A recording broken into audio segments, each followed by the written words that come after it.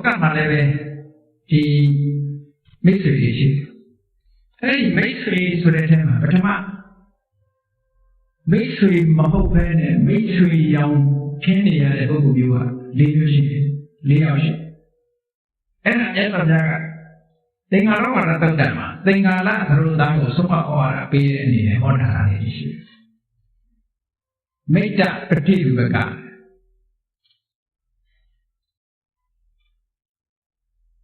水一直嘛，都是这样的水柱子咯，都拿不地不干水柱，喏，这样的水呢，你那样的看，我往里水来呗，都是一直嘛好，啊，就是啦，他那都得跑，那我国家呢，那都用好啊，就是啦，现在都这样没跑，哎，老干嘛？水果煮出来，水煮起的喽，没水的水果煮的，没水煮起的，但是它是古人讲的没水煮没撇水呢，古帮人不过下来没水的煮没撇水啊，而没水的煮是哪里？也说呀，没水的煮理样好看，也说呀，当然没水的煮说那个没水嘛好苦的，喏。啊，就是啦，什么好不喏？哎，没水啊，就啊，那么这个巴黎路一年他出哈啦，一年他出哈啦，是吧？没水对不对？巴黎一年他出哈啦是。嗰邊個特別的，嗰幫人呢不夠長啊，裡面巴西嘅對話也唔算得嘅，喏。我哩當背，他哩當背，我哩去背，他哩去背，人家也အောင်ရှိတယ်အဲ့ဒါကိုအញ្ញတထုခါရသူကရွယ်ယူသွားတာအဲ့ဒီလိုမိတ်ဆွေမျိုးကလည်းလောကမှာရှိနေတယ်နည်းနည်းပါးပါးလေးပေးပြီးတော့များများယူသွားတာခင်းလေးတစ်ခွက်လာပေးပြီးတော့ဆန္ဒတိလောက်ယူသွားတာမဟုတ်ပါဘူးကိုယ်စီကများများယူသွားတယ်သူကပေးတာတော့နည်းနည်းလေးတော့ပေးအဲ့ဒီလိုပေးမှလည်းပဲညံ့ညံ့ရမှာဟုတ်အဲ့တော့အញ្ញတတုခါရလောကမှာရှိတယ်လူတွေကနည်းနည်းပေးပြီးတော့ညံ့ညံ့ရအောင်ယူသွားတယ်သူကိုယ်တိုင်ဒုက္ခရောက်နေပြီဆိုလို့ရှိရင်အကူကြီးရဖို့တဲ့တစ်ဖက်သားကိုသိကျိုးတော်တယ်တစ်ဖက်သားကိုကျိုးတော်ပြီးတော့ပေါင်းတဏှာလာအောင်ပေါင်းတတ်တယ်အញ្ញတတုခါရမိတ်ဆွေ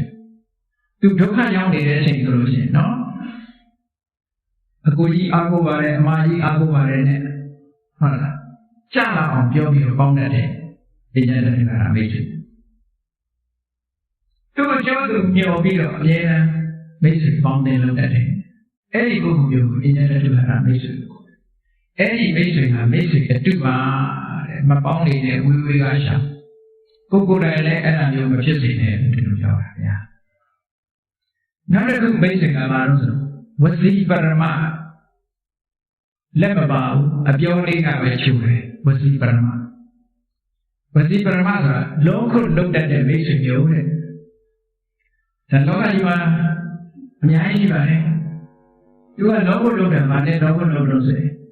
အတိတ်နဲ့လောကုလုံးတယ်အနာဂတ်နဲ့လောကုလုံးတယ်ဆိုပါတော့အိတ်တိတ်သွားတယ်ဟာတကယ်ချင်းကွာအမေလောက်ကြလိုက်တာကွာမတိကလာရင်ငါအိမ်မှာစက်သားရင်းချက်တာအခုတော့မင်းချင်းချင်းနဲ့မရှိတော့မတိကချက်တော့မသိဘူးမတိကအဲ့ဒါစက်သားရင်းနောက်ဦးကမသားရဘူးမသားရဝါကမမယ်လေဟောမတိကလည်းအခန့်ထွက်လိုက်တာပဲတခါတည်းရဟိုနိကလည်းအခန့်ပဲငါတဲ့တော့စီးပွားဖြစ်တော့မင်းမလာဘူးကွာမင်းကငါပြောင်းလိုက်တာမင်းမလာဘူးခုတော့ငါလည်းဒုက္ခရောက်နေတယ်ကွာဟောမပေးရဘူးဒါပေမဲ့ဘုရားဝမ်းသာတော့ဒီကောင်ငါ့ဘောစေတနာရှိသားပဲလို့ထင်သွားမှာပဲအဲ့ဒါမျိုးကိုဝစီပရမလို့ခေါ်တယ်တဲ့နှုတ်တာပါတာလည်းမပါဘူးအတကနဲ့အခန့်နဲ့ဆိုတာပါအေးနောက်တစ်ခါကျတော့မင်းလာခဲ့ဒီချိန်လာခဲ့မင်းတို့ကျင်တာလေးကအကုန်ရားစေနောက်တစ်ခါသွားရတော့ရချင်ပါရမှာဒါပေမဲ့လို့နောက်တစ်ခါနဲ့ပြောလိုက်တယ်သူကအဲ့ဒါအနာဂတ်နဲ့အခန့်နာလို့ခေါ်တယ် အဲ့ဒီလိုအနာဂတ်နဲ့အခန့်တဲ့ပုဂ္ဂိုလ်မျိုးပါလေမိတ်ဆွေအတုပါတဲ့အစင်မောပါဘူးအဲ့ဒီပုဂ္ဂိုလ်မျိုးလည်းသိထားရတယ်နောက်ပြီးတော့အကျိုးမရှိတာနဲ့လုံးဝလုံးတဲ့ဟာလည်းရှိမိတ်ဆွေတကယ်ချင်းတရားကိုတွေ့ပြီဆိုလို့ရှိရင်တကယ်ချင်းလာပါမင်းဝတ်ထားတဲ့ဟုတ်ကလည်းမကောင်းဘူးဒီမှာငါဝတ်ထားတာလေငါလည်းဒီတစ်ထည်တည်းရှိလို့ပေါ့လို့ဆိုရင်ငါပေးပါလေပေးတော့မပေးဘူးဟုတ်ကဲ့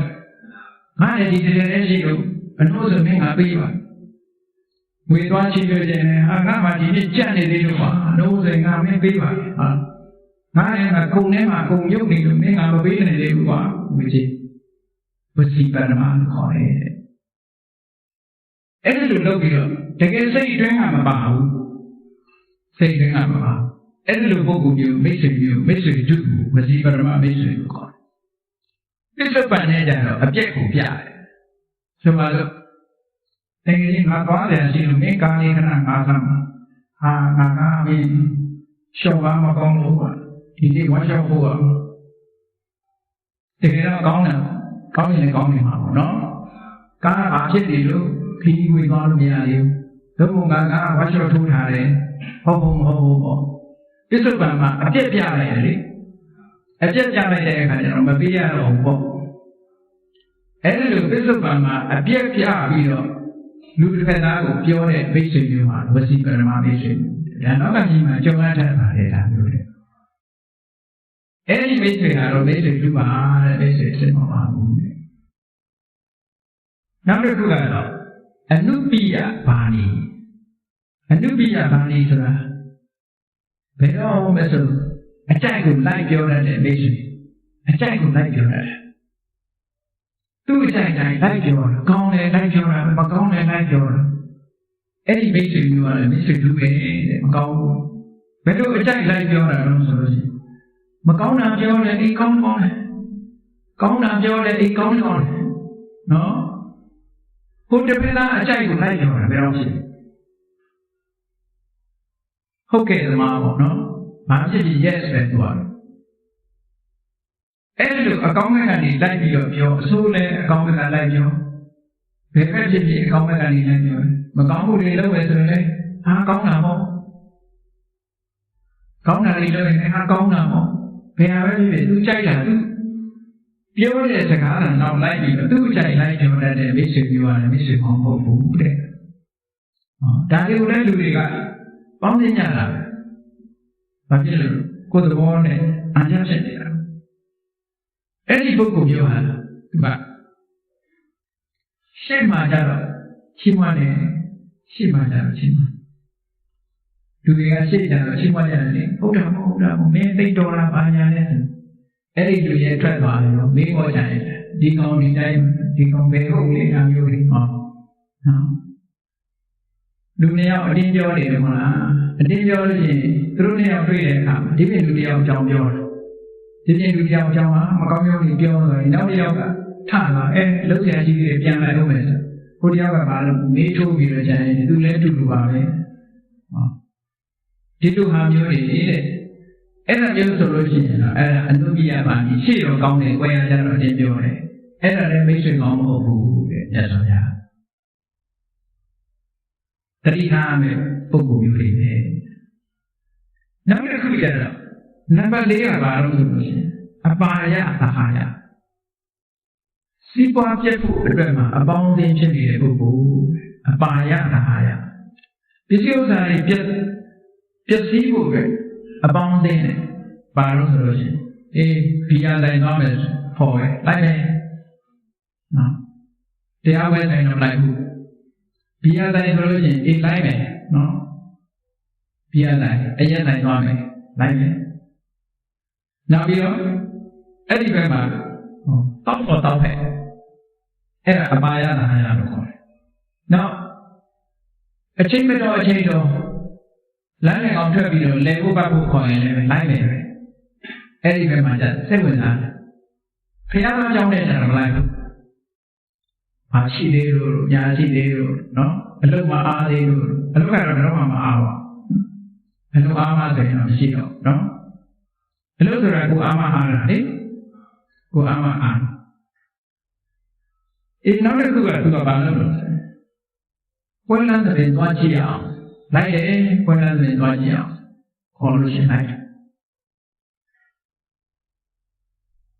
နောက်တစ်ခုကဘာလို့ဆိုလို့ရှိရင်ဘယ်နေရာသွားပြီးတော့ချဲထိုးအောင်နှလုံးတွေထိုးအောင်ဘယ်နေရာသွားပြီးတော့ဖျက်ရအောင်လိုက်တယ်အဲ့ဒီလိုကိစ္စမျိုးမှာလိုက်လျောတဲ့အဖို့ပြုတဲ့မိတ်ဆွေမျိုးဟာအပါရတာဟာရလို့ခေါ်ပါတယ်အဲ့ဒါတွေကလည်းအပေါင်းအသင်းမိတ်ဆွေအစ်စ်မဟုတ်ပါဘူးတဲ့ဒီပုဂ္ဂိုလ်တွေပေါင်းရင်းဖြင့်ပျက်စီးသွားနိုင်ပါတယ်မြတ်စွာဘုရား